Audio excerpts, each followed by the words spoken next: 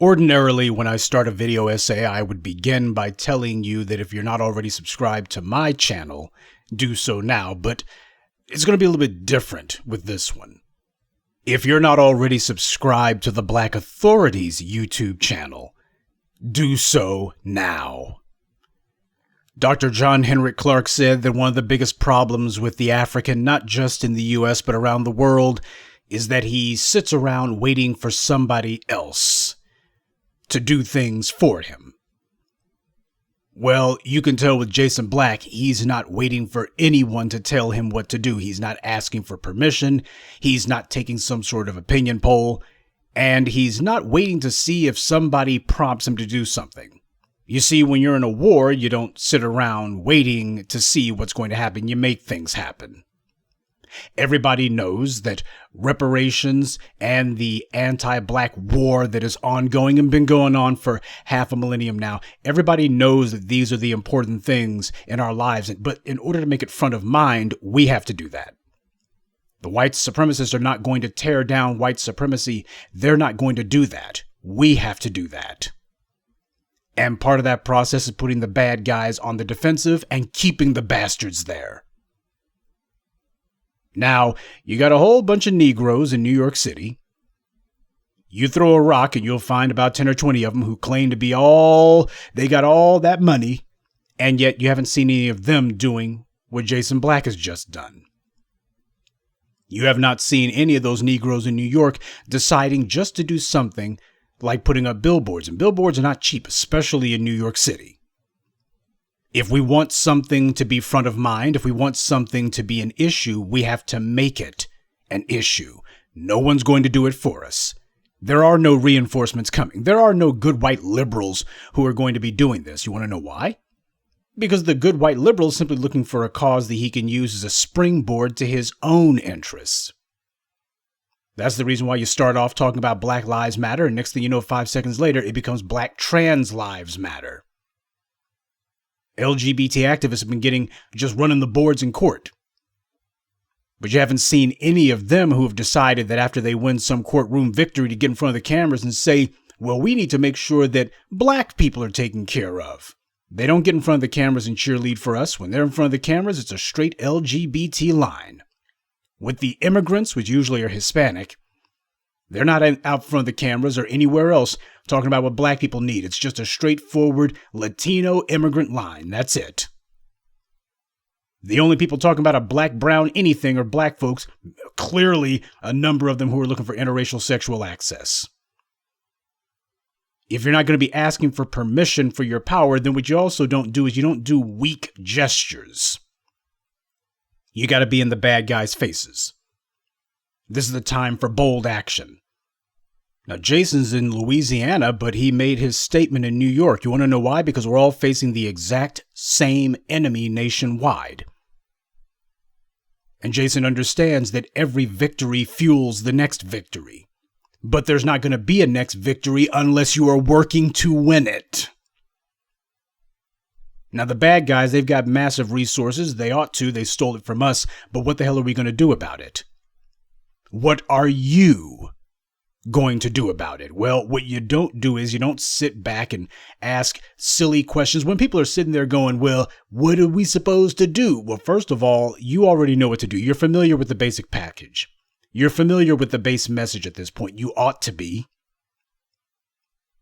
As far as what you should do, what you're really saying is, the people who are asking that question, what you're really saying is, now that I've seen you do something, I'm terrified you're going to want me to do something. So I want to argue with you. So I'm going to ask you, what should I do so I can start telling you why I can't do it? So I can start telling you, well, what if this? What if that? That's the problem. When you got black folks, usually when a black person asks you, where did you get your information from? That's code for, what white person can I find who will agree with you?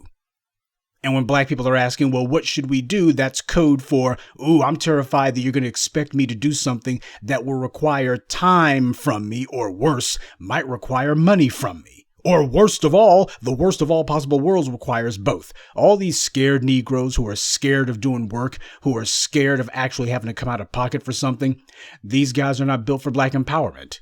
White supremacy could disappear today, and they would still be worthless to black empowerment because they don't actually believe in doing anything or putting forward any resources.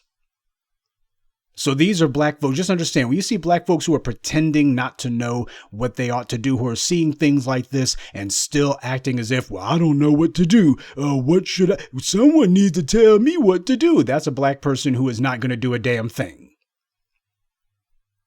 Now, with these white supremacists, you'll notice that they spend a lot of time raising up other white supremacists, trying to figure out how to augment their numbers and augment their footprint.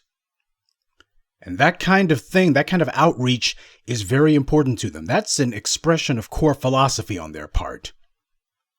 White supremacy understands that racism is a group sport, so they're always trying to figure out how to recruit. They're always trying to figure out how to bolster their numbers and get more people in the mix. And what also happens is the white supremacists understand that they're going to have to get off their butts and do some things, and they're going to have to bring some resources. They understand that. The white supremacists will be constantly saying that you need to listen to so-and-so or follow so-and-so's blog. And they're always saying there need to be more people out here doing this. And when they send out the call, people answer. As black folks, we got this idea that apparently we're going to have somebody who's going to basically be a racehorse. We're going to hitch our wagon to this guy and he's going to pull us to the promised land.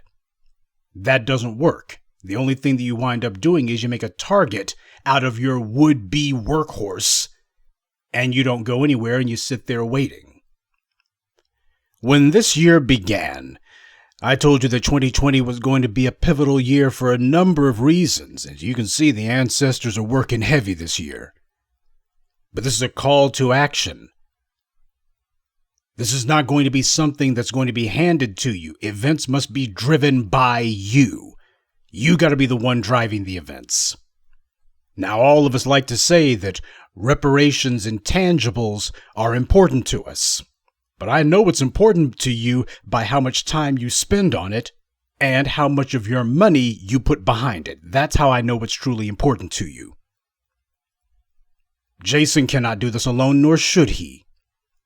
You need to be doing your part as well. If all of us push together, you better believe nobody will be able to escape this message, but it has to come from the black grassroots. We often excoriate the black baby boomers for what they didn't do, and rightly so. They had an economic windfall in their case, and what did they do with it? They decided to goof it off, and they decided to just fool around, and as far as they were concerned, well, if I can get sex with a white person or somebody other than a black person, that's pretty much all I need to do. They threw away the greatest opportunity that they would have to solidify our position. They had better things to do. And when you ask them about it today, now they're just full of denials, and that is for the ones who would actually dare to entertain a conversation about it. Those individuals, they just deny everything. The others won't talk about it at all. They're too ashamed. They ought to be. What they did was reprehensible. But the problem is, without a time machine, you're not changing that. So the question is, we gotta deal with the situation now. Today is what counts. What are you doing? See, the black baby boomers, they sat around waiting for somebody else to do something. You don't have that luxury, nor should you want it. It should be your honor and your glory. It should be every day you should be getting up wanting to put some pain on the white supremacist. Every day you are writing your page in the history of our people. Is that page blank? Have you left it blank because you had other things to do? What the hell is better to do than putting some paint on white supremacy? As the victims of white supremacy, and eventually as the individuals who are going to conquer white supremacy, we ought to be proud of the work that we put into hurting it. But that work isn't going to be done by others. What are you doing? We know that we need to push our interest. And the way that you do that is you start asking, what can I do? Okay, if I, obviously, maybe I can't afford to be taking out huge billboards in New York. I ain't got it like that. But what can I do? What can I do? Start asking. And if you don't have the means to do it right this very moment, by the way, it only costs a few $100s to even do something on the internet. You could be asking about, what do I need to do to get some radio ads on? What do I need to be doing to get something in the newspaper? What do I need to be doing to get a rolling billboard? What do I need to be doing? Hell, I'll put some freaking flyers out if that's what it takes. We need black soldiers on the ground preaching this evangel. That's what we require. We need black folks who have decided we're going to make it where you're not going to be able to escape this. We need black folks who make it where every time people are turning around, what they're hearing about is reparations. Cut the check. We're going to make racial profiling a crime punished by heavy time. We need to be in their faces. You need to be in their faces. Okay, you don't have what it takes to be taking up out huge billboards. Nobody asked you to. But what is being asked of you is to do something. And don't tell me what you can't do and what you ain't got. If I had some white liberals who were coming to you, all of a sudden you wouldn't be asking them anything other than, who do I write the check to, or how much time do I have to get this done? You put some white liberals or just some non-black anyones in front of you, you would be eagerly telling them, wanting to show them how smart you are and what a go-getter you are and how enthused you are and how useful you are. You'd be wanting to do that. You wouldn't be acting like you didn't know what to do. You know exactly what to do.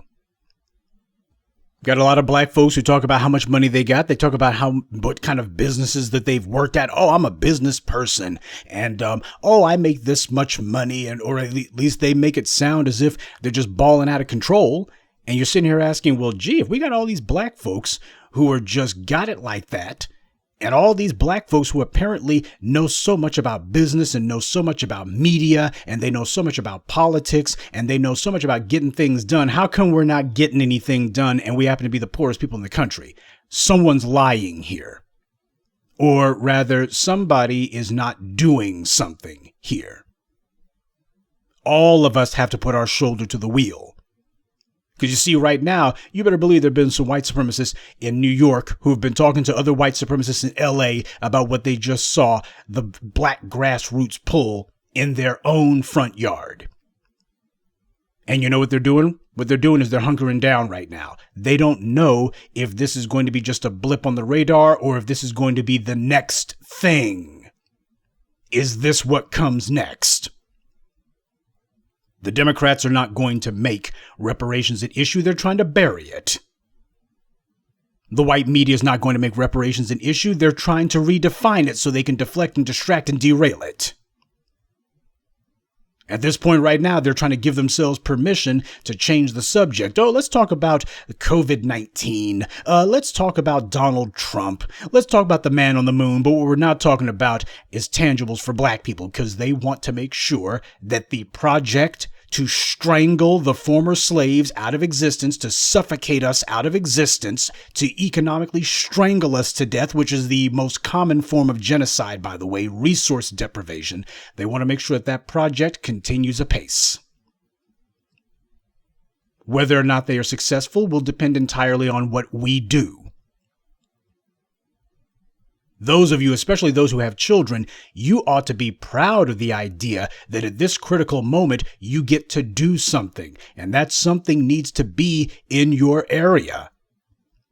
Politics, as I've taught you, happens to be the distribution of power in a given setting, but as Tip O'Neill said, all politics is local. What are you doing where you are to make sure that the message of black empowerment resonates where you stand? What are you doing? There's something that you can do. There's something that all of us can do, especially media-wise.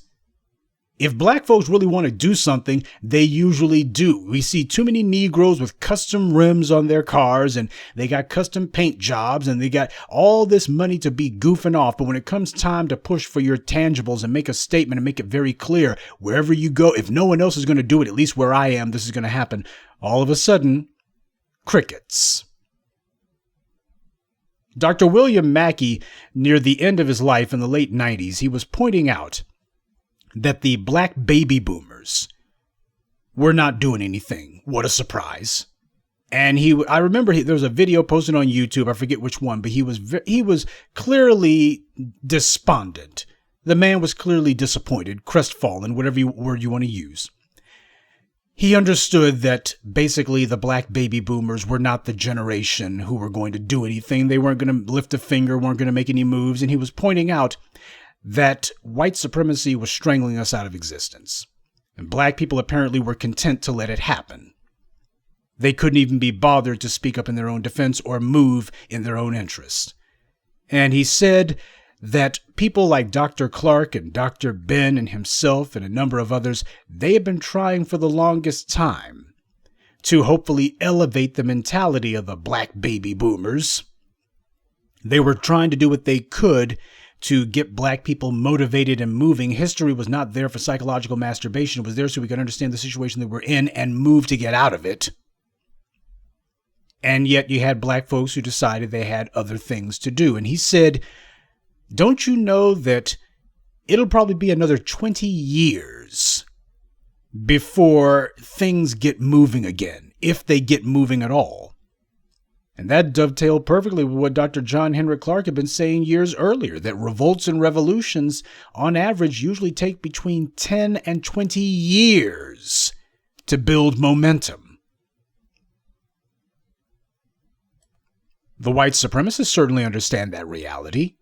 The white supremacists certainly understand that when it comes to black folks, you might want to make sure you got a means in place to stop what they're doing, because they got this revolt underway. The revolution's underway. We got to crush it now. And if we do, it'll be another 20 years before they're able to pull another stunt like this. That's their MO. They understand exactly how these things are. These things are cyclical, so they intend to be ready for that cycle. Prophet Khalid Muhammad talked about that. He said they count on you doing certain things. They count on you deciding that you're going to riot and, as Dr. King said, blow off some steam and get it out of your system. They count on that. Every 20 years or so, there's going to be a flare-up. Let the Negroes blow off some steam and then things will go back to normal. That's what they count on. And we keep letting things go back to normal. We do not get on their butts and stay there. Is this generation going to be different? That's a question I put to you. If you're going to be different, then you have to be different. Is this generation going to do things differently? That's the question I put to you. Are you doing things differently? We know that a large part of what we have to do is to show that we can punish and that we are able to put pain on white politicians. Until we prove that we are able to punish white supremacists for acting against our interest. Until we show that we are the ones driving events, that we are the ones who are going to be pushing this message, and ain't going to be no white liberals and some well-heeled white interests who are going to be trying to use us as puppets so that they can push what's their interest. Until we show that we're acting in our own power, then we are liars when we claim that we want black empowerment. Black empowerment is not going to be handed to you. It will be the result of your effort. It will be the result of your resources devoted to this mission. Yes, what Jason Black has done is laudable indeed. I am proud and honored to be part of the same movement as this brother. I am proud and honored. I am proud of him and honored by what he has done.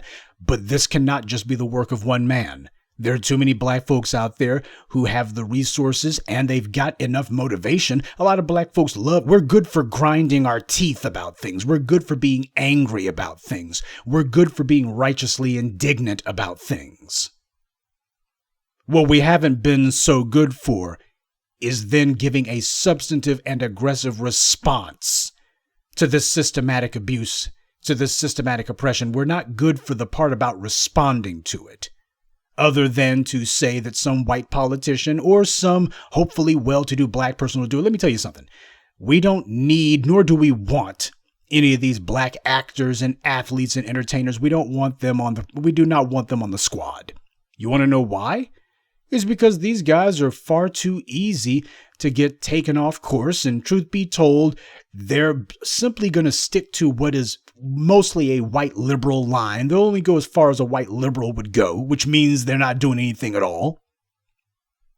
They get their daily bread from the white media. They get their daily bread from a white paymaster. And ultimately, that white paymaster is going to be on their shoulder telling them, you're speaking a little bit too strongly. And even if their mouth gets out of control and they decide that they're not going to listen to the white troll on their shoulder for a few minutes, that's okay.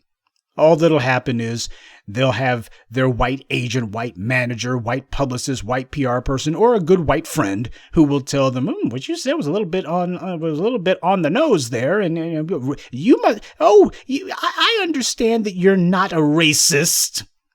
I understand that, but there's a lot of white people who don't, so you might want to walk that back and do it quickly. And then on cue, this same black celebrity who was talking so stridently immediately begins to backpedal, and they're walking it back, and I didn't mean that, and I hope it. Terry Crews is actually not an anomaly at all. He's largely par for the course. Now, sure, he's a tad more obnoxious than the average, but when you look at the message, at the overall, on balance, when you look at the type of mamby-pamby talk that comes from these black celebs, you see that they're in the same court as him to a large degree. Yeah, he goes ahead and puts some extras on it, but the truth is, the others, they just do it without the unnecessary embellishment, that's all.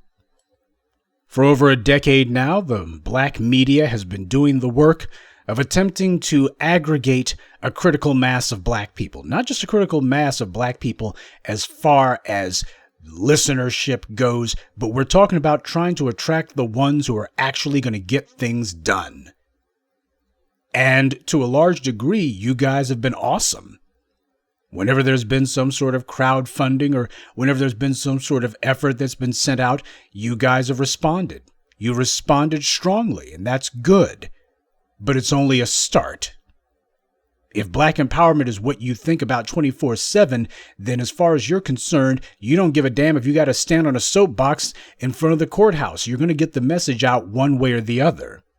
Because right now, the politicians, with the help of the white media, they're trying to give themselves permission to ignore us because the election's coming up. And the last thing they want is to have a situation where Joe Biden or Donald Trump gets bums rushed on the stage. You got some black folks saying, we're going to talk about these slavery reparations. Well, it needs to be reparations for everyone. No, ain't going to be no reparations for everyone. Everyone else has already gotten reparations, even though they were never harmed by anything. You got everybody else. Hell, they gave reparations to the former slave owners after the Civil War. Because they were so put upon, don't you know? They were done so wrong by the end of slavery, don't you know? So no, we're not letting anyone say, well, there can be reparations, but only if Native Americans are included too. Yeah, because all of that land and all of that money and all of that tax-free bingo loot that they've been getting, oh man, that's just not enough. No, reparations for slavery is exactly that. Ain't going to be no piggybacking, ain't going to be any adding anyone else in, not going to be finding any loopholes to make it where, well, if we do anything for black people, everyone else has to be included too. Got to maintain that racial wealth gap at all costs. That's not going to be happening. If we're going to take control of the conversation, that means you take control of it. You seize control of it. You elbow your way in, knock some people over, and you take control of the conversation. But that does not happen without you putting resources behind some sort of media venture. Yes, what Jason has done is laudatory indeed. It is damn good to see. And he's not the first black person who could have done it, and he should not be the only one. You have a responsibility to make sure that he's not, because Jason's not out here fighting for his own empowerment. He is doing his part to forward the empowerment of us all. But again, he's one person. Together, we're going to get this done. One person ain't going to have this happen. One person should not have to. All of you are being called to action. All of you. You need to be doing your homework. You need to be asking questions about what can I do to make sure that the words reparations, to make sure that the words punish the police happen to be in front of people's eyes. What can I do where I am? A lot of black folks love to tell everybody, oh, how smart you are and how intelligent you are and how clever you are. But these are only empty boasts until you put some action behind it. We should all be proud of the opportunity to one-up one another when it comes to things like this. We should all be looking for an opportunity to do so. Because you see, your Emmy-nominated producers and your dudes who are standing on a freaking street corner screaming at white people, these guys are not going to get anything done. These are basically wannabe social clubs and pretend white liberals. Because you see, you're not going to be finding Byron Allen getting involved in anything like this. Isn't that interesting? You would think that if anybody would be doing this, your would-be, wannabe, self-styled civil rights whatever. Why is it that he does not? You want to know why? It's because Byron Allen's a tool of white supremacy. But he's not alone. You do not see any of your so-called black misleaders who are coming anywhere near the black agenda, and the reason why is these guys are all controlled opposition. You'll know when someone is not controlled opposition because they're going to be putting their chips on the black media, they are going to be engaging with the black media, and they're going to be working hand in hand with the black media. You would think the people out here, the ones who are getting things done, you would think that these others would be as strident as possible. You would think that they would be coalescing, coming together. But instead, they're trying to lay low. They don't want to be associated with this black empowerment talk. Not unless there's some white liberals who are giving them permission to. Imagine that. You got these clowns who are so corrupt, so cowardly, so craven, and so useless that they're not even going to lift a finger in their own defense or speak in their own interest unless they can get a white person to give them permission to do so. Being in the good graces of a white supremacist is far more important to them than whether or not they live to see tomorrow. That's the reason why these black celebrities ain't going to get a damn thing done. You should stop looking for them too. What Jason's done has been the result ultimately of the black grassroots. Yes, we receive the buttressing and support of one another, but we also have to receive the encouragement of one another. Each and every one of you within the sound of my voice needs to be a self-starter. This is not going to be something for 2020 alone. This is going to be the new normal. So that's something that the LGBTs understood. They understood that what they were going to do was going to be taking, especially when you got a small number of people who understand that basically what they're demanding is social validation. Well, social validation, that's not an issue for the law, but as far as they're concerned, if they can just make it where there are enough laws or enough court cases that they can win to put the country on notice, you're going to accept whatever we do, then they figured that that will cover a multitude of deficiencies. But they also understood that that was going to be a decades in the making, so they got to work and they stayed on it. They made it very clear that they were not going to be at all bashful. They were not going to be at all shy about pushing for their interest.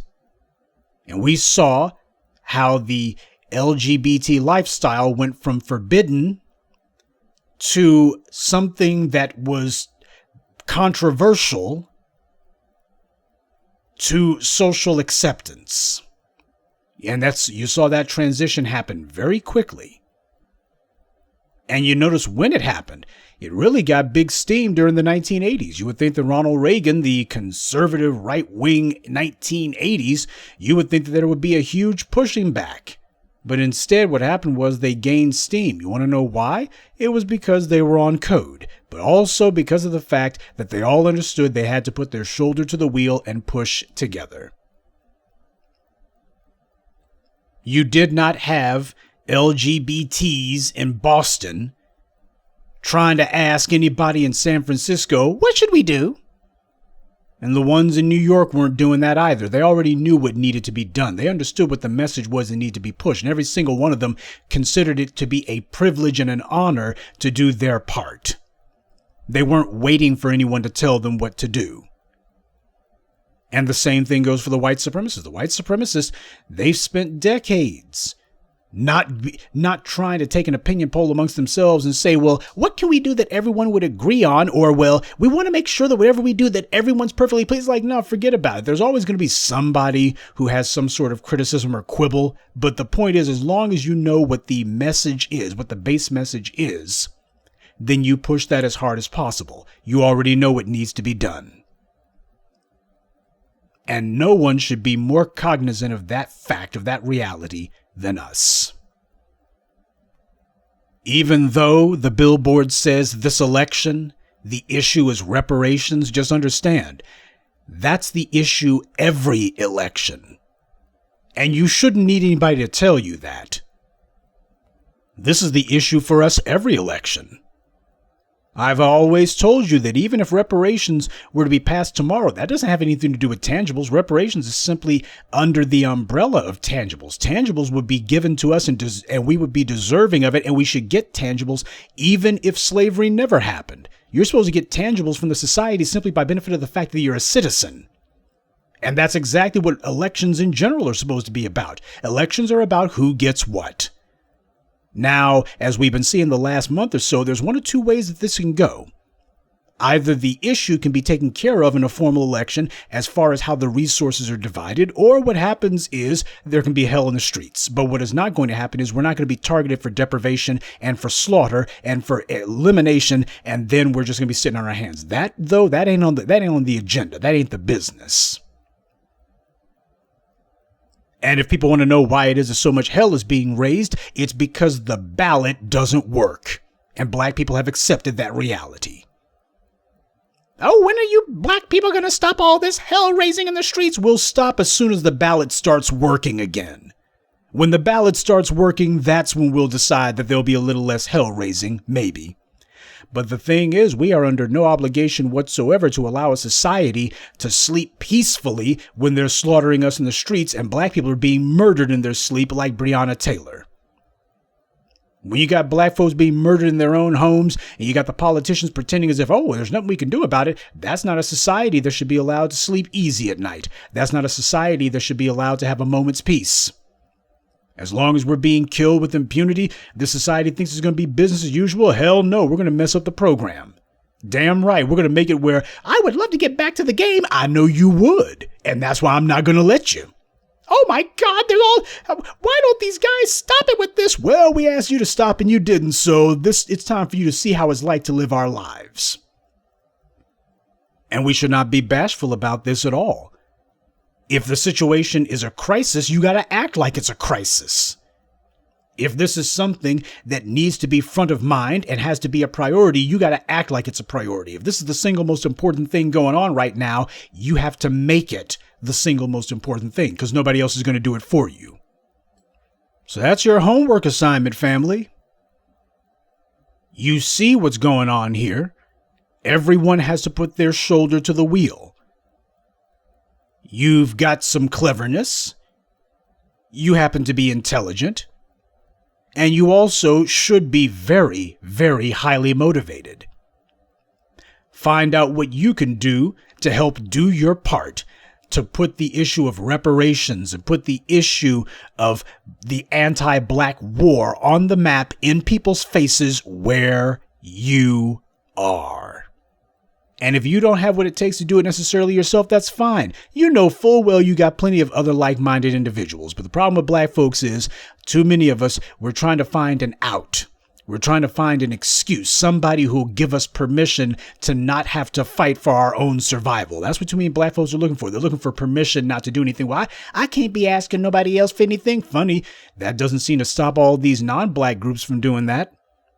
If you want black people to start focusing on something else, you got to start demanding that black people do. We should have an expectation that black people are going to act in our group's interest. We should stop giving each other permission not to. See, everybody else, they have a predisposition that black folks are supposed to do what's for them. All of these non-black groups who come into our communities and set up stores, they have this attitude of, well, as black people, you're supposed to be giving us your money. You're supposed to. As if we owe it to them somehow. And then when it comes to black people who are actually trying to stand our people up, all of a sudden we get bashful and shy and, well, I wouldn't want to impose. No, we have to be on code. And as Jason Black beautifully put it, what does that mean, code of conduct? What does code of conduct mean? What it means is we know what is in our interest and we act accordingly. That's what a code of conduct means. It means you act like you know what's in your interests. And making sure that our tangibles are front of mind. The only issue anyone needs to be talking about, I don't want to hear a damn thing about the Middle East. I don't want to hear a damn thing about no immigrants. I don't want to hear a damn thing about no transgender bathrooms. I don't want to hear a damn thing about no COVID-19. The only thing I want to hear about is that $20 trillion check. That's the reason why I love that billboard. This election, the issue is reparations. Cut the check. That's exactly the attitude black folks are supposed to have about this. You are supposed to be bold. You are supposed to be in their faces. You are supposed to be uncompromising. You are supposed to be not merely unafraid to offend them. You're supposed to be looking to offend them. That's how you know you're on the right track. When these white supremacists say, oh my God, can you believe these niggers are with what the hell they're saying? That's how you know you're on the right track. When these guys are giving a ho-hum, what that means is you're doing A, what they expect, or B, what you're doing doesn't seem to be threatening to them. If we're going to tear down white supremacy, that means we keep white supremacy under constant threat. You're not doing enough if the white supremacists are not feeling uncomfortable about what you're doing. If they're not looking and going, oh my God, we got an A1 emergency on our hands. If you're not doing that, you ain't doing enough. All you would need is 1,000 black people nationwide in 33 cities. That's all you would need to major league shake things up. By the way, do you know how many black people that would require? 30 cities. That would be about 33 black people in 30 cities. And you would have 1,000 black people. You get 33 of them, just 33, just not even 3 dozen. You get a little over 30 black folks who are seriously on code. I mean, for real on code. Man, we could change the damn political profile of this country overnight. But what happens is we get to the situation where you got black folks who are looking for an out, and too many of us are letting them have it. Too many of us are letting them poor mouth us and talk their way out of it and give us excuses for what they cannot do. As black people, we're used to that idea that we give each other excuses. We give everybody else our money. We give everybody else our time and our support. Vote for the Democrats. Democrats ain't done a damn thing for black people. Vote for them. Vote for them. We let black folks get away with that mess, telling us to continually do what is not in our interest, to continually do what is against our interest, and it's like it's cute. No, we have to change the culture within Black America. And I've been talking about that for over a decade. Take control of the social discourse within the black community. That's what it means. Take control of it. We're not waiting for Tyler Perry to come along and say, I think you guys could use a check. We're not waiting for Oprah Winfrey to say, I must atone for 4 decades of attacking the black community and trying to help undermine and destroy it. We're not looking for them to do so. We're looking to each other. And when we look to each other, that is enough. We are sufficient to the task. You don't need to be looking for no black celebrities or any white liberals or anybody else. You look to each other and you got more than enough support to get the job done. The question is, when are we going to get started? The answer, now. We're going to separate the doers from the do-nothings.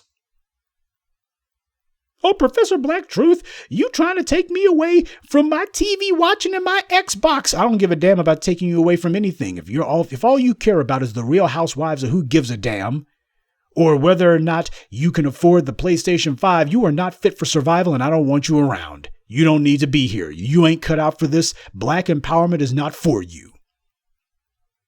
Black empowerment is for the doers. So that's your homework assignment, family.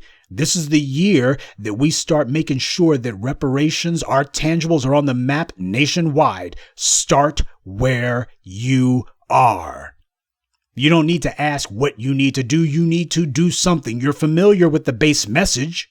You already know what the talking points are. You need to be concentrating on crafting the message where you are that is razor sharp and it happens to be to the point. We're not talking about no immigrants of any color. We're not talking about LGBT. We ain't talking about political parties left or right. This is about the former slaves of this country getting ours. That's what it's about, and about making sure that we don't continue the practice of allowing white supremacy to be able to attack us willy-nilly. That's what you need to be focusing on. So I'm going to close out this evening Sunday address by giving yet another salute to Jason Black. He has shown himself to be not a talker, but a doer. And he has done us all proud by this, and I am honored to be part of the same group as this brother, because it's about time the black men in particular started standing up and stepping forward and accepting no excuses and making no compromises. Too many black men like to try to fake it, and we're not allowing any more faking it. You got to be real, and that only gets shown by what you do. Yes, Jason Black has done something big. He's done something bold, something in the face of these white supremacists. He's made a statement. And the response of any and every black man worth the name who considers themselves to be B1, your response to what Jason has done should be, that was good. Now watch this.